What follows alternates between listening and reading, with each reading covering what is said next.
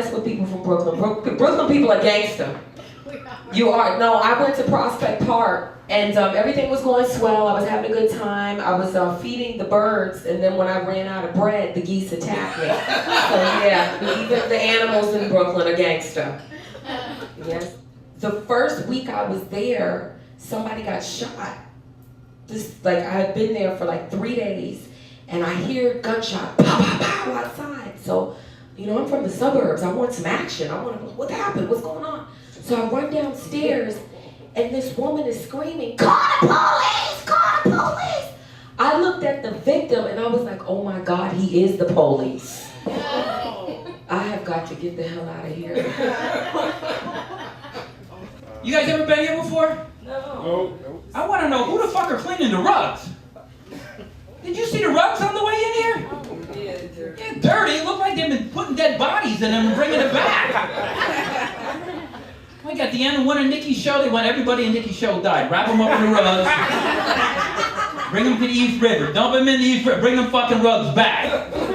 You know what pisses me off about New York now is when you go on the subway and those young girls are texting and they stop right at the top of the subway steps. They're in New York. I'm surprised no one just went, get the fuck out of here. Finish that message down there. LOL. End it LOL. Somebody just kicked me down the steps. LOL. Oh, my God, that's gentrified, right? Up there, back in '88, you lived in Harlem. I was on 122nd and Lex. It was like a badge of honor. I'd go downtown, people said, where you live? I said, up in Harlem. They're like, ooh, what's it like up there? Yep. My first night there, I'm on 122nd in Lexington. I locked myself out of the building. So I have to walk around the building, through an alleyway. I climb up on a fence.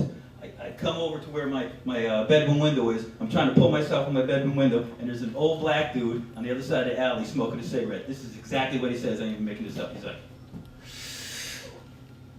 hey, baby, come take a look at this shit. There's a white guy breaking into an apartment in Harlem. This neighborhood's going to shit. Like I said, I'm not from New York originally. I'm from Ohio, right? First of all, Ohio is night and day from like New York City. Like for the price of a 1-bedroom apartment in Manhattan, you can move to Ohio, buy 6 acres of land, 7-bedroom mansion, and a fucking slave. Like you can get whatever. I'm just saying you can get whatever you want in Ohio. I always got to deal because my family is super conservative. Like Ohio is normally a red state. Like white guilt helped put Obama over the top these past couple elections, thank God. But normally Ohio is a very red state, right? Very conservative. And so I like to mess with my family every chance I get, right?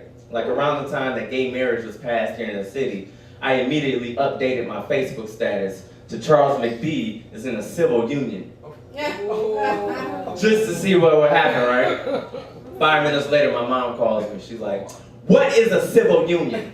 I go, don't worry, Mom, that's just when 2 people want to get married, don't worry. She goes, liar! I have you know, I Googled what civil union means. It's when 2 people of the same sex want to get married. What do you have to tell me? It took me an hour and a half to convince her I wasn't gay, right?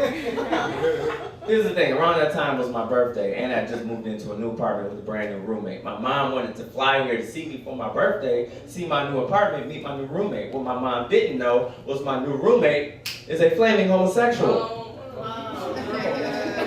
So me and Gary decided to teach Mom a lesson. Right? There we are having dinner. Right? My mom wants to say something, but she's trying not to. She's trying to be all proper and shit. So in the middle of dinner, Gary leans into me, puts his hand on my shoulder and goes, so Charles, have you told your mother about us lately? My black Baptist preaching mother, while cursing and speaking in tongue, stood up, reached into her pocketbook, and pulled out a bottle of holy oil. True shit.